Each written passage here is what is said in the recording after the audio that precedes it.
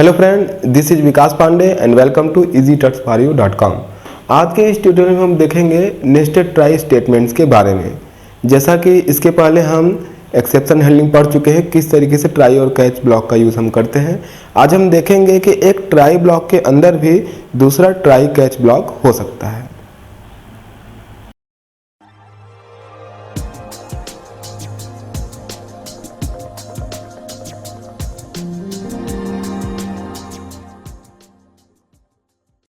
तो आज हम नेस्टेड ट्राई स्टेटमेंट्स के बारे में देखेंगे। पहले वो सिचुएशन देखते हैं जहां इसकी ज़रूरत पड़ती है। पिछली बार हमने जो प्रोग्राम बनाया उसमें हमने देखा है ट्राई कैच ब्लॉक किस तरीके से यूज होता है।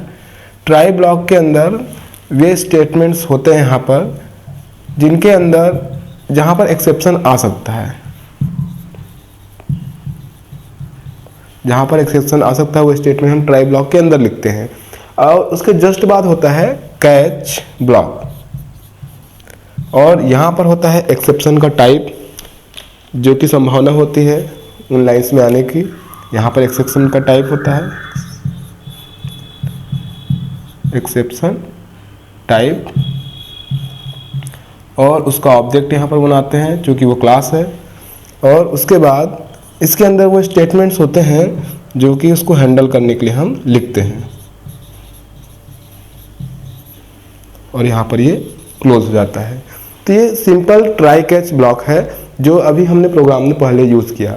आज हम देखेंगे नेस्टेड ट्राई स्टेटमेंट्स के बारे में। मीन्स ऐसा सिचुएशन प्रोग्राम में हो सकता है जहां आप ट्राई ब्लॉक के अंदर दूसरा ट्राई और कैच ब्लॉक यूज़ कर सकते हैं।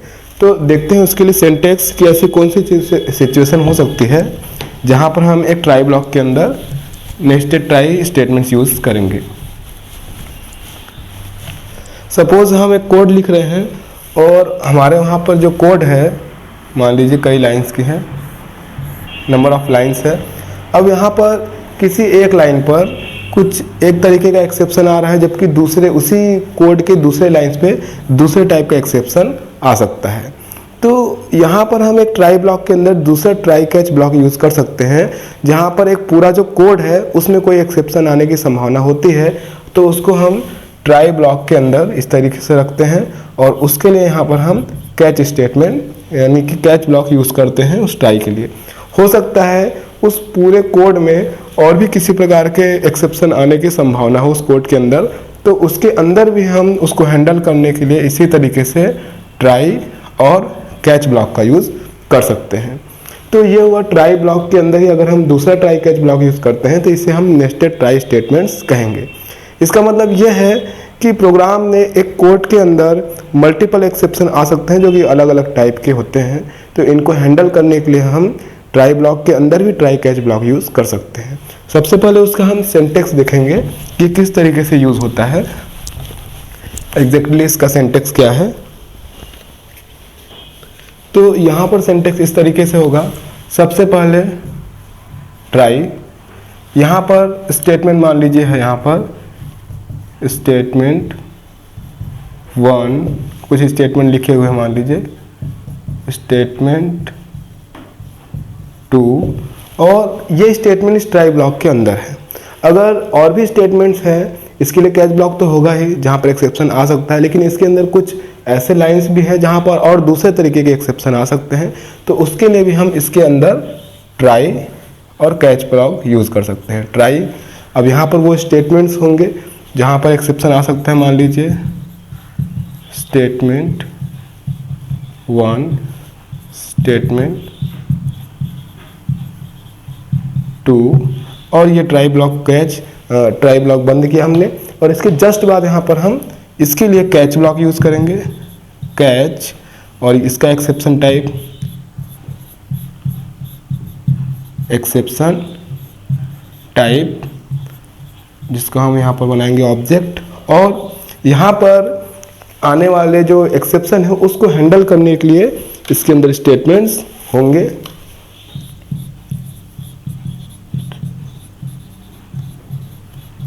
स्टेटमेंट्स, और यहाँ पर ये क्लोज।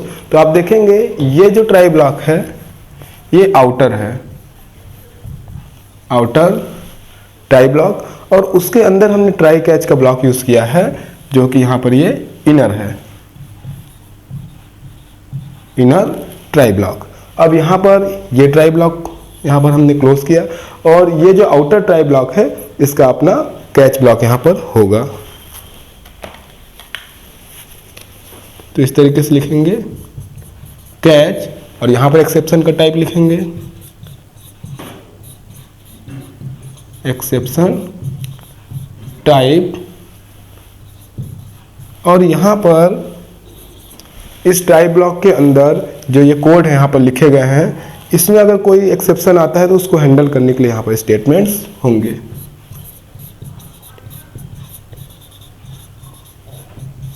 स्टेटमेंट्स और यहाँ पर ये क्लोज।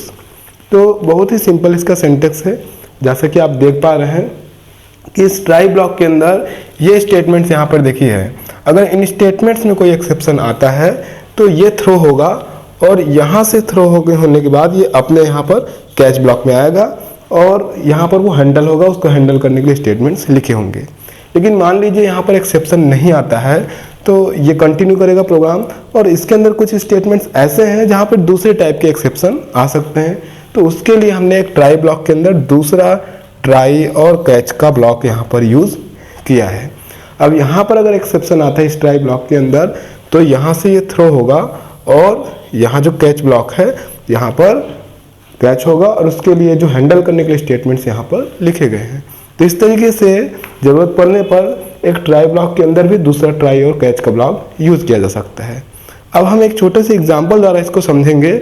हम एक छोटा सा प्रोग्राम बोर्ड पे बनाएंगे और उसके बाद इसे कंप्यूटर पर भी रन कराकर देखेंगे। तो स्टार्ट करते हैं।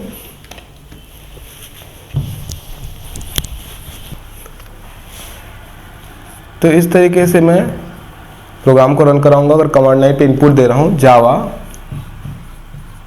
टेस्ट 10 और 20, यहाँ पर 10 और 20 इनपुट है। जो आउटपुट होगा, मान लीजिए कि ए वेरिएबल पे स्टोर हो रहा है ये बी पर, तो आउटपुट जो होगा वो होगा a डिवाइडेड बाई बी। इसका जो भी आंसर होगा स्क्रीन पर वो डिस्प्ले होगा। तो यहाँ पर दो टाइप के एक्सेप्शन आने की संभावना है, उसको देखते हैं एक एक करके। सबसे पहले जो हम मेन मेथड लिखते हैं इस तरीके से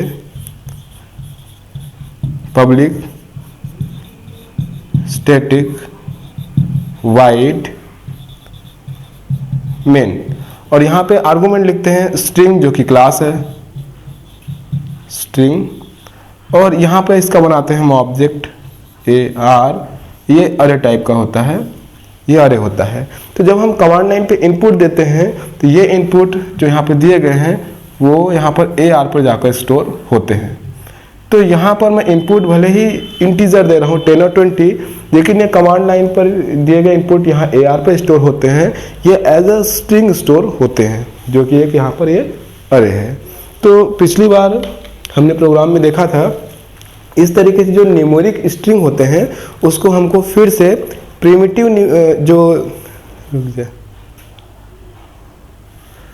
इस तरीके से जो न्यूमेरिक स्ट्रिंग होते हैं उसको हमको प्रिमिटिव नंबर्स में कन्वर्ट करना होता है। उसके लिए हम यहाँ पर रेपर क्लासेस का यूज़ करते हैं। इस तरीके से लिखते हैं, मान लीजिए कोई वेरिएबल हमने बनाया नंबर, तो number is equal integer class है डॉट पार्स इंट, ये स्टैटिक मेथड है और यहाँ पे उस आर्गुमेंट का नाम जिसे हम यहाँ पर इंटीजर में कन्वर्ट करना चाह रहे हैं प्रिमिटिव। तो इस तरीके से यहाँ पर वो आर्गुमेंट लिखते हैं। तो ये जो कि अरे है, तो पहला जो हमने इनपुट किया है AR 0 पर स्टोर होगा। इसी तरीके से आगे जो इनपुट करेंगे AR1 AR2 हम यहाँ पे कन्वर्ट करते हैं। पार्स इंट जब इसको कन्वर्ट करता है, अगर आपने सही इनपुट किया है तो यहाँ पर वो स्टोर हो जाता है वेरिएबल पर। लेकिन अगर मान लीजिए इनपुट हमारा ठीक नहीं है, मान लीजिए हमने स्ट्रिंग इनपुट किया है, फ्लोट इनपुट किया है, तो ये नंबर फॉर्मेट एक्सेप्शन थ्रो करता है। तो एक तो यहाँ पर हो गया उसको कन्वर्ट कराते समय आने वाला एक्सेप्शन नंबर फॉर्मेट एक्सेप्शन, ये हो गया पहला एक्सेप्शन। दूसरा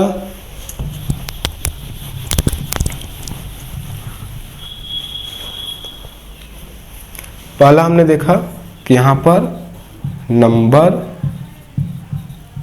फॉर्मेट एक्सेप्शन आने की संभावना रहती है। दूसरा यहाँ पे जो मैं स्टेटमेंट लिखूंगा इस तरीके से मान लीजिए वेरिएबल है ANS is equal A divided by B। अगर हम इनपुट में इस तरीके से देते हैं 20 10, तो ये इनपुट देने के बाद इसका जो एग्जीक्यूशन है वो सही तरीके से होता है। लेकिन मान लीजिए यूज़र ने कुछ इस तरीके से इनपुट किया कि ए की जो वैल्यू है वो 10 इनपुट की और B की वैल्यू है जो यहाँ पर 0 इनपुट कर दी, तो यहाँ पर फिर से एक्सेप्शन यहाँ पर जनरेट होगा 10 डिवाइडेड बाय 0। तो इस तरीके से डिवीजन बाय 0 यहाँ पर ये एक्सेप्शन है जो कि एरिथमेटिक एक्सेप्शन है। तो यहाँ पर दूसरा जो एक्सेप्शन है वो आगे कोड में आने की संभावना है इनपुट लेने के बाद, वो है एरिथमेटिक एक्सेप्शन। तो ये हुए दो एक्सेप्शन। तो सबसे पहले देखेंगे कि जो हम ट्राई ब्लॉक के अंदर कोड लिखेंगे वहाँ पर उसके लिए कैच ब्लॉक होगा जो कि नंबर फॉर्मेट एक्सेप्शन के लिए हम लिखेंगे। दूसरा, कोड के अंदर जब हम कैलकुलेशन लिख रहे हैं, जैसे हमने लिखा ANS is equal A divided by B, तो यहाँ पर एरिथमेटिक एक्सेप्शन आ सकता है। तो इसके लिए हम ट्राई ब्लॉक के अंदर इसको हैंडल करने के लिए फिर से एक ट्राई और कैच का ब्लॉक यूज़ करेंगे, ताकि वहाँ एक्सेप्शन अगर आता है तो वो एरिथमेटिक एक्सेप्शन भी हैंडल हो जाए। तो ये हमारा प्रोग्राम है, इसके लिए हम आज प्रोग्राम लिखने वाले हैं। स्टार्ट करते हैं। यहाँ पर ये ट्राई ब्लॉक क्लोज। यहाँ पर देखेंगे कि बहुत ही सिंपल सा हमने प्रोग्राम लिखा है, जैसा कि मैंने आपको समझाया था अभी। सबसे पहले क्लास टेस्ट, उसके बाद main method public static wide main string AR। जो हम इनपुट देंगे कमांड लाइन के थ्रू वो यहाँ पर AR पर स्टोर होगा, जो कि एक अरे है। तो यहाँ पर एज अ स्ट्रिंग स्टोर होगा। तो जैसे कि हमने 2 नंबर इनपुट किया, तो इस तरीके से पहला जो नंबर होगा वो AR 0 और दूसरा जो होगा वो AR 1, इस तरीके से स्टोर होगा। अब इसको हम प्रोग्राम में इंटीजर पे कन्वर्ट करेंगे, उसके बाद यूज़ करेंगे। उसके बाद यहाँ पर हमने स्टोर कराने के लिए वेरिएबल्स की वैल्यू को 2 वेरिएबल बनाए हैं A और B, और यहाँ पर कैलकुलेशन जो करेंगे उसके लिए हमने एक और वेरिएबल बनाया है ANS आंसर के लिए। अब देखिए, सबसे पहले मैंने आपको बताया था कि ये जो as a string numeric string है उसको हम प्रिमिटिव में जब कन्वर्ट करेंगे नंबर्स में, तो वहाँ पर नंबर फॉर्मेट एक्सेप्शन आ सकता है अगर आपने इनपुट सही नहीं दिया है तब। तो यहाँ पर उन लाइंस को जो कि इसको कन्वर्ट कर रहे हैं मैंने ट्राई ब्लॉक के अंदर लिखा है, वो यहाँ पर 2 लाइंस है। A is equal integer dot percent AR 0 पहला जो इनपुट होगा, दूसरा B is equal integer dot percent दूसरा जो इनपुट होगा AR 1। तो यहाँ से वो कन्वर्ट होंगे और इस तरीके से वेरिएबल पर स्टोर हो जाएंगे। लेकिन अगर मान लीजिए कि इनपुट सही नहीं होता है तो एक्सेप्शन यहाँ पर जनरेट होगा, और ये जो ट्राई ब्लॉक है इसके अंदर जो लिखा हुआ है स्टेटमेंट, सारे स्टेटमेंट इसके अंदर है। जैसे एक्सेप्शन आएगा तो यहाँ से ये थ्रो होगा। इसके लिए अभी कैच ब्लॉक मैंने यहाँ पर नहीं लिखा है, अभी केवल आउटर जो हम ट्राई ब्लॉक देख रहे हैं ये आउटर है, आउटर ट्राई ब्लॉक। इसके लिए हमने अभी कैच स्टेटमेंट नहीं लिखा है, आगे लिखेंगे। अब इसके अंदर देखेंगे अगर सही इनपुट दिया जाता है, ये कन्वर्ट हो जाता है, प्रोग्राम आगे बढ़ेगा। आगे के बाद हम फिर से हमने ट्राई ब्लॉक के अंदर फिर से एक ट्राई ब्लॉक यूज़ किया है। यहाँ पर आप देखेंगे कि स्टेटमेंट मैंने लिखा हुआ है answer is equal A divided by B। अगर इनपुट इस तरीके से है कि मान लीजिए A की वैल्यू, जैसा कि एग्जाम्पल में मैंने बताया था 20 है, B की वैल्यू यहाँ पर 10 है, तो इस तरीके से इनपुट में यहाँ कोई प्रॉब्लम नहीं आएगा। लेकिन मान लीजिए इनपुट ऐसा है कि A की वैल्यू 20 या कुछ भी और B की वैल्यू 0 इनपुट कर दिया गया, तो यहाँ पर डिवीजन बाय 0 का यहाँ पर एरिथमेटिक एक्सेप्शन जनरेट होगा। तो इस लाइन को भी मैंने ट्राई ब्लॉक के अंदर रख दिया है, और answer is equal A divided B। अगर ये सही तरीके से कैलकुलेट होता है तो स्क्रीन पर यहाँ पर रिजल्ट डिस्प्ले होगा। लेकिन मान लीजिए यहाँ पर इस तरीके से अगर एक्सेप्शन आता है तो ट्राई ब्लॉक के अंदर लिखे गए स्टेटमेंट में जब एक्सेप्शन आएगा तो यहाँ से थ्रो होगा, और इसके लिए मैंने कैच ब्लॉक लिखा हुआ है, इसके अंदर ही अरिथमेटिक एक्सेप्शन यहाँ पर हैंडल होगा, और उसके लिए यहाँ पर स्क्रीन पर एक मैसेज डिस्प्ले होगा डिवीजन बाय 0। तो यहाँ पर इस सिचुएशन के कारण कि ये जो पूरा कोड है उसमें एक से अधिक एक्सेप्शन आ रहे हैं अलग अलग प्रकार के, उसको हैंडल करने के लिए एक ट्राई ब्लॉक के अंदर दूसरा ट्राई कैच ब्लॉक यूज़ किया गया है, जो कि नेस्टिंग ऑफ ट्राई स्टेटमेंट्स है। आगे बढ़ते हैं। ये जो मैंने ट्राई ब्लॉक लिखा हुआ है इसके लिए कैच स्टेटमेंट लिखेंगे, यहाँ पर नंबर फॉर्मेट एक्सेप्शन के लिए कैच ब्लॉक होगा। तो प्रोग्राम कंटिन्यू है। यहाँ पे क्लोज होगा मेन और यहाँ पे क्लोज होगा क्लास। तो इस तरीके से जो हमने शुरू में ट्राई ब्लॉक यूज़ किया था वहाँ पर नंबर फॉर्मेट एक्सेप्शन आ सकता है, तो उसके लिए यहाँ पर कैच ब्लॉक जो है वहाँ पर नंबर फॉर्मेट एक्सेप्शन, और उसके लिए हमने मैसेज यूज़ किया है incorrect argument type, message display होगा अगर वहाँ पर एक्सेप्शन आता है तो। और उसके बाद यहाँ पर मेन और यहाँ पर ये क्लास क्लोज हो गया। अब इनपुट देखते हैं। अगर इनपुट इस तरीके से हुआ रन कराने पर जावा टेस्ट, और हमने इस तरीके से इनपुट दिया 20 और 10, तो यहाँ पर इनपुट भी सही है और इसका जो रिज़ल्ट होगा वो इस तरीके से होगा 20 डिवाइडेड बाय 10, तो हमारा जो आंसर आएगा यहाँ पर आएगा 2। दूसरा अगर इनपुट हम देखते हैं, दूसरा इनपुट इस तरीके से अगर हम देते हैं, सेकेंड इनपुट देते समय अगर हम यहाँ पर इनपुट करने में गलती करते हैं या इनपुट गलत इनपुट करते हैं, मान लीजिए जावा हमने यहाँ पर एक स्ट्रिंग इनपुट कर दिया, तो यहाँ पर एक्सेप्शन जनरेट होगा ट्राई ब्लॉक के अंदर, और यहाँ कैच होगा नंबर फॉर्मेट एक्सेप्शन पे जो कि आउटर ट्राई ब्लॉक है, और यहाँ जो मैसेज डिस्प्ले कराएगा वो होगा इनकरेक्ट आर्गुमेंट टाइप। तो ये मैसेज स्क्रीन पर हमको मिलेगा।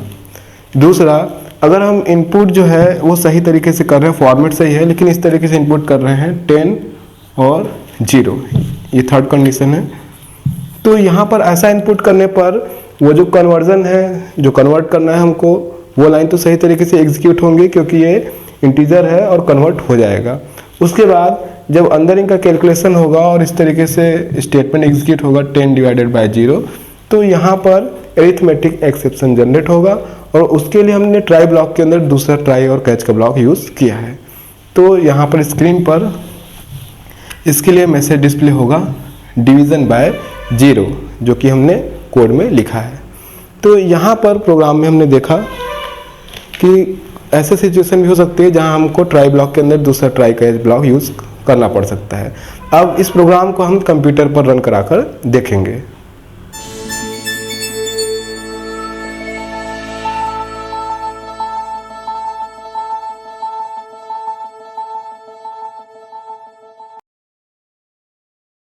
यहाँ पर मैं सबसे पहले बनाऊंगा क्लास टेस्ट, और उसके बाद लिखूंगा मेन मेथड। यहाँ पर मैं जो इनपुट लूँगा वो मैं कमांड लाइन के थ्रू लूँगा, जो कि एज ए स्ट्रिंग यहाँ पर स्टोर होगा, जिसको बाद में हम प्रिमिटिव नंबर्स में कन्वर्ट करेंगे। तो उसके लिए मैं यहाँ पे वेरिएबल्स बना रहा हूँ ए बी और एक और वेरिएबल्स ANS। यहाँ पर ट्राई ब्लॉक के अंदर मैं स्टेटमेंट्स लिख रहा हूँ जिसके द्वारा हम न्यूमेरिक स्ट्रिंग को प्रिमिटिव नंबर्स में कन्वर्ट करेंगे। A equal integer dot parse int, और आर्गूमेंट में यहाँ पे लिख रहा हूँ AR0। यहाँ पर हम ध्यान देंगे जब हम इनपुट करेंगे तो वो इनपुट यहाँ पर AR पर एज अ स्ट्रिंग स्टोर होगा, जो कि एक अरे है। सपोज़ हमने यहाँ पर इनपुट किया 10 और 20, तो ये कुछ इस तरीके से स्टोर होगा AR0 पर 10 और AR1 पर 20, जिसको हम प्रिमिटिव नंबर्स में कन्वर्ट करेंगे। वेरिएबल्स हमने बनाया है उसके लिए A और B, फिर मैं A को डिवाइड करूँगा B से, जिसके लिए हमने यहाँ पर ANS वेरिएबल बनाया है। यहाँ पर इंटीजर रेपर क्लास है और पार्स इंट इसका स्टैटिक मेथड है, जो कि न्यूमेरिक स्ट्रिंग को प्रिमिटिव नंबर्स में यहाँ पर कन्वर्ट करेगा अगर इनपुट सही है। लेकिन मान लीजिए अगर हम इनकरेक्ट इनपुट करते हैं तो ये पार्स इंट यहाँ पर नंबर फॉर्मेट एक्सेप्शन थ्रो करेगा, इसलिए इस लाइन को हमने ट्राई ब्लॉक में लिखा है। कंटिन्यू करते हैं, नेक्स्ट स्टेटमेंट लिखते हैं यहाँ पर। इसी तरीके से दूसरा जो हमारा नंबर्स होगा उसको भी हम यहाँ पर कन्वर्ट करेंगे। यहाँ पर आर्गुमेंट होगा AR1। आगे बढ़ते हैं, यहाँ पे फिर से मैं एक ट्राई ब्लॉक यूज़ कर रहा हूँ जिसके अंदर स्टेटमेंट लिख रहा हूँ मैं ANS equal A divided by B। यहाँ पर आप इस लाइन को ध्यान देंगे कि यहाँ पर एक्सेप्शन आ सकता है अगर इनपुट कुछ इस तरीके से होता है कि हमने इनपुट किया 10 और 0, तो 10 स्टोर होगा A पर और 0 स्टोर हो जाएगा यहाँ पर B पर, जो कि होगा यहाँ पर 10 डिवाइडेड बाय 0, जो कि एक एरिथमेटिक एक्सेप्शन है। इसलिए इस लाइन को हमने ट्राई ब्लॉक के अंदर लिखा है। अब आगे स्टेटमेंट लिखते हैं। अगर सही इनपुट करते हैं हम यहाँ पर, कोई एक्सेप्शन नहीं आता है, तो यहाँ पर ये रिज़ल्ट डिस्प्ले होगा system.out.println। यहाँ पर हम रिजल्ट के रूप में जो आंसर वेरिएबल है इसकी वैल्यू यहाँ पर डिस्प्ले करेंगे। लेकिन अगर मान लीजिए यहाँ पर एक्सेप्शन आता है लाइंस पे जो हमने अभी बताया, तो यहाँ से एक्सेप्शन थ्रो होगा, उसके लिए हम कैच ब्लॉक लिख रहे हैं। एक्सेप्शन एरिथमेटिक एक्सेप्शन होगा, तो टाइप में एरिथमेटिक एक्सेप्शन, और हमने यहाँ पर एक ऑब्जेक्ट बनाया ई। इसके अंदर मैं एक स्टेटमेंट लिखूँगा, अगर एक्सेप्शन यहाँ पे थ्रो होता है तो उसके लिए एक लाइन स्क्रीन पर डिस्प्ले होगी, जो कि यहाँ पर हम लिख रहे हैं डिवीज़न बाय 0। और यहाँ पर मैं क्लोज करूँगा कैच ब्लॉक को, जो कि इनर ट्राई ब्लॉक के लिए है, और उसके बाद क्लोज करूँगा आउटर ट्राई ब्लॉक को। यहाँ पर आप ध्यान देंगे कि आउटर ट्राई ब्लॉक के अंदर सारा स्टेटमेंट्स है, और इसके अंदर ही ये जो लाइन्स है, अगर यहाँ पर एक्सेप्शन आता है तो एक्सेप्शन जो थ्रो होगा उसके लिए हम अभी कैच ब्लॉक लिखेंगे। इसके अंदर जो इनर ट्राई कैच ब्लॉक है, यहाँ पर इस लाइन पे अगर एक्सेप्शन आता है तो वो थ्रो होगा और यहाँ पर कैच में कैच हो जाएगा, जिसके लिए स्क्रीन पर ये आउटपुट आएगा। लेकिन अगर यहाँ पर कोई एक्सेप्शन नहीं आता है तो रिजल्ट स्क्रीन पर डिस्प्ले होगा और कैच ब्लॉक यहाँ पर स्किप हो जाएगा। अब आउटर ट्राई ब्लॉक के लिए हम यहाँ पर कैच ब्लॉक लिखते हैं। हमने शुरू में देखा था यहाँ पर नंबर फॉर्मेट एक्सेप्शन आ सकता है, तो उसके लिए यहाँ पर हम यूज़ करेंगे एक्सेप्शन टाइप में नंबर फॉर्मेट एक्सेप्शन। ऑब्जेक्ट में यहाँ पे बना रहा हूँ ई। इसके लिए यहाँ पर एक मैसेज स्क्रीन पर डिस्प्ले करा लेंगे कि अगर मान लीजिए इनकरेक्ट इनपुट हम देते हैं तो मैसेज डिस्प्ले होगा स्क्रीन पर इनकरेक्ट आर्गुमेंट टाइप। और उसके बाद यहाँ पर मैं कैच ब्लॉक को क्लोज करूँगा। ये आउटर जो ट्राई ब्लॉक है उसके लिए यहाँ पर ये कैच ब्लॉक है, इसको मैं यहाँ पर क्लोज करता हूँ। अब यहाँ फिर से देखेंगे, यहाँ अगर एक्सेप्शन आता है तो ये थ्रो होगा और यहाँ कैच पे कैच हो जाएगा। उसके बाद ये जो मैसेज स्क्रीन पे डिस्प्ले होगा और ये बाकी के स्टेटमेंट यहाँ पे स्किप हो जाएंगे। अगर इनपुट सही है तो यहाँ पर इन लाइंस पर एक्सेप्शन नहीं आएगा और ट्राई ब्लॉक के अंदर लिखे गए स्टेटमेंट्स एग्जीक्यूट होंगे और कैच ब्लॉक यहाँ पर स्किप हो जाएगा। आगे बढ़ते हैं, मैं क्लोज करूँगा मेन मेथड को और उसके बाद क्लास को। अब इसको मैं सेव करूँगा Ctrl+S से, test.java के नाम से। अब प्रोग्राम को कमांड प्रॉम्प्ट पर रन करा के देखते हैं। सबसे पहले जहाँ मैंने फ़ाइल रखी है वहाँ पर जाएंगे। मैंने जी ड्राइव में यहाँ पर जावा फोल्डर के अंदर फाइल रखी हुई है। अब मैं प्रोग्राम को कंपाइल करूँगा जावाc test.java। सक्सेसफुल कंपाइल होने के बाद प्रोग्राम को हम रन कराएंगे। Java space test space 20 space 10। यहाँ पर नंबर का फॉर्मेट भी सही है और डिवाइडेड बाय 0 का एक्सेप्शन भी नहीं है, तो ये रिज़ल्ट यहाँ पर आया हुआ है जो कि इनर ट्राई ब्लॉक एग्जीक्यूट हुआ है। यहाँ पर सेकेंड बार रन कराते हैं यहाँ पर, तो यहाँ पर मैं इनपुट कर रहा हूँ 20 और 0। तो यहाँ पर डिवीज़न बाय 0 का जो मैसेज आ रहा है, यहाँ पर हमने सेकेंड इनपुट 0 किया है और यहाँ पर जो इनर ट्राई ब्लॉक है उसके लिए जो कैच ब्लॉक है वो यहाँ पर एग्जीक्यूट हुआ है। फिर एक बार प्रोग्राम को रन कराते हैं और यहाँ पर मैं इनपुट कर रहा हूँ 10 और जावा। यहाँ पर हमने इनकरेक्ट इनपुट किया है। यहाँ जावा एक स्ट्रिंग है जिसके लिए स्क्रीन पर मैसेज डिस्प्ले हुआ है इनकरेक्ट आर्गुमेंट टाइप। यहाँ पर आउटर ट्राई ब्लॉक का कैच ब्लॉक एग्जीक्यूट हुआ है। तो इस तरीके से आज के इस प्रोग्राम में हमने देखा कि एक ट्राई ब्लॉक के अंदर भी दूसरा ट्राई कैच का ब्लॉक जो है हम यूज़ कर सकते हैं। आगे इसी तरीके से और भी हम प्रोग्राम देखेंगे। तब तक के लिए आप हमारी वेबसाइट easytouchforyou.com के साथ बने रह सकते हैं। तब तक के लिए बाय।